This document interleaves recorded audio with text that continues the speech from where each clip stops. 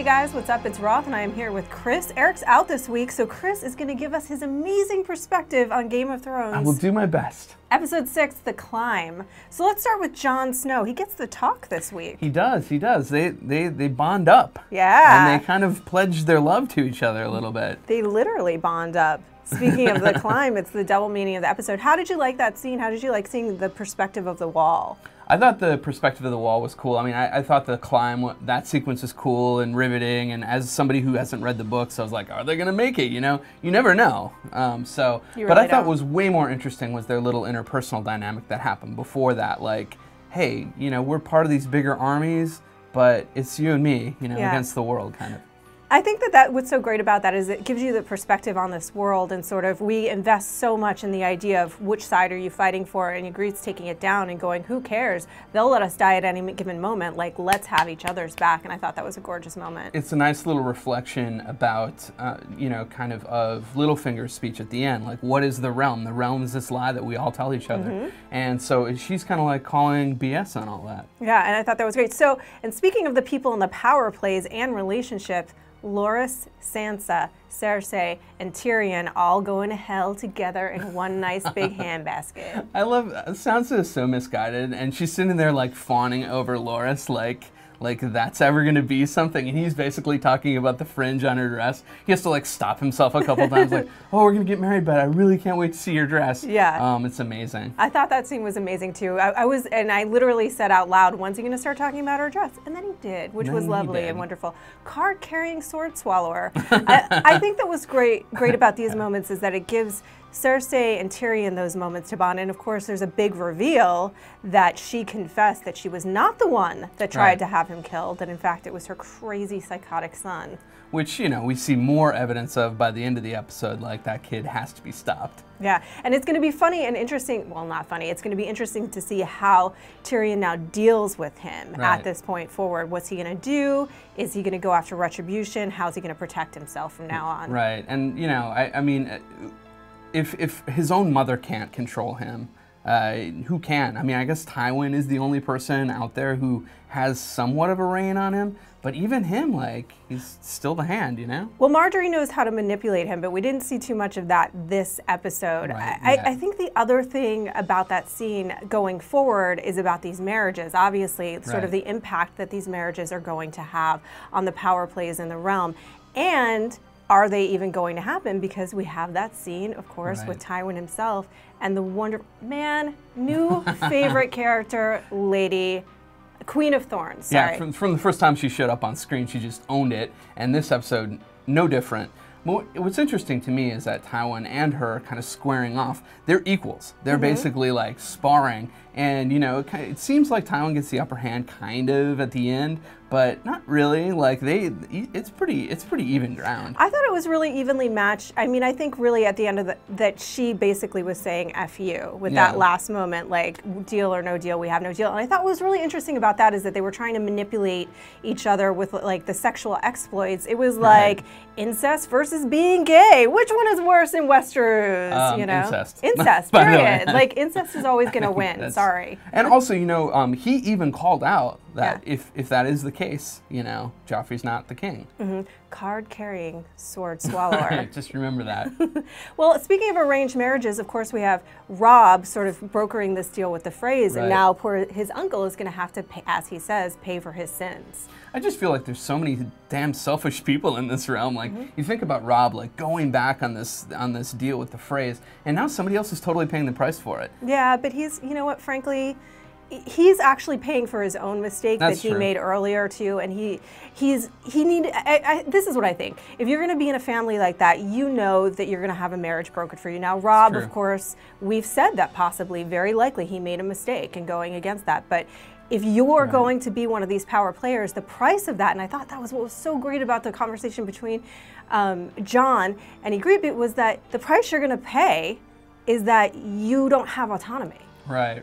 And they do. They have freedom. I love Homie trying to argue that, like, he needs a better wife. So he's like, well, no, throw it out there and we'll see if we can, you know, we'll see if we can get a prettier one in the mix. Can I see her. All right, well, speaking, Jaime and Brienne and Lord Bolton. Now, this was a big moment because now meaty scene too. Right, and now we're getting the sense that, as speaking of the Starks, well, they're losing an ally. Right, right. And, you know, Jaime going back to the Lannisters, that's big news. And just, I don't know, that whole sequence and losing Brienne, you know, like, how's that going to play out? I mean, obviously you know, but...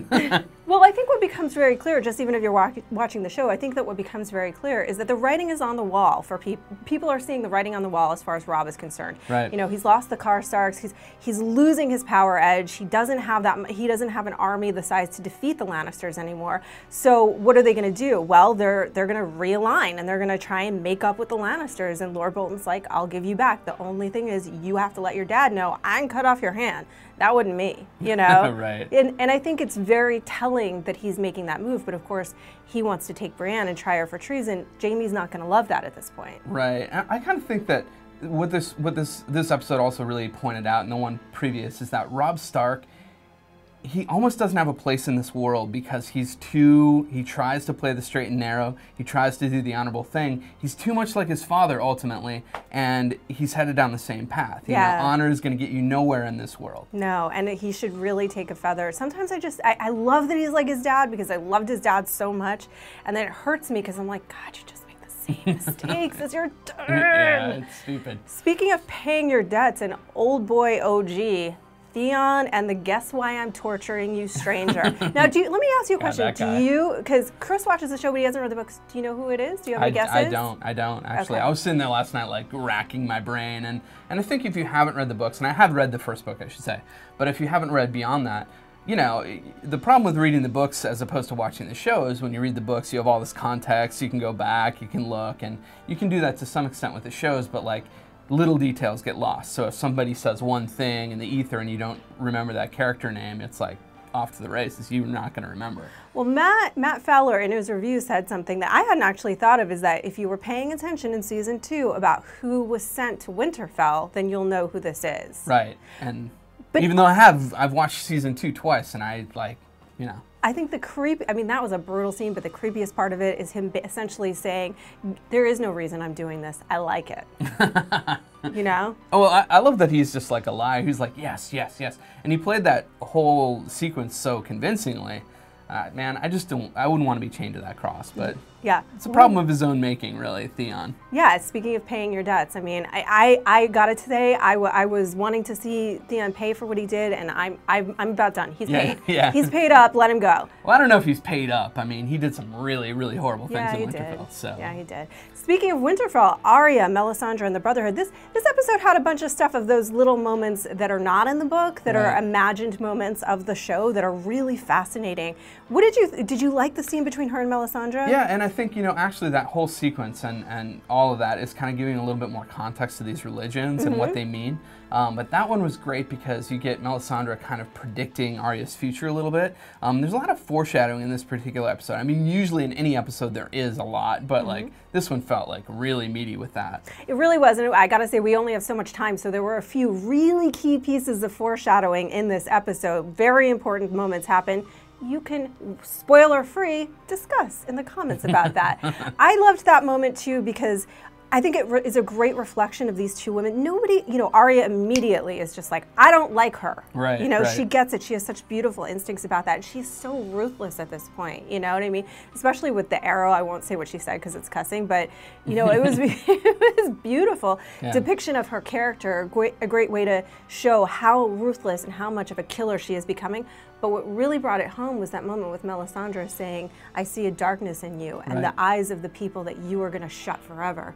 So poetic, and we'll see each other again. You go, well, is she going to be shutting your eyes forever? Yeah, and Arya is talking about how her god is death. Yeah, her god is death, and yet we see a little bit more, I thought, about the Lord of Light, like you said, and he had lost his faith and how he regained it and how that's going to play out in the future. Okay, the best moment of the episode for me was that final scene between Littlefinger and Varys and the speech about chaos as a ladder. Those guys operate on so many different levels. They're, you know, they're both like serious wordsmiths. They have a lot of influence, a lot of sort of like flourish in speech, but that speech that he gave, the freaking chaos is a ladder speech, it it kind of encompasses what you need to survive in this world. And that is the real climb, climbing through chaos, and that's the only thing that matters.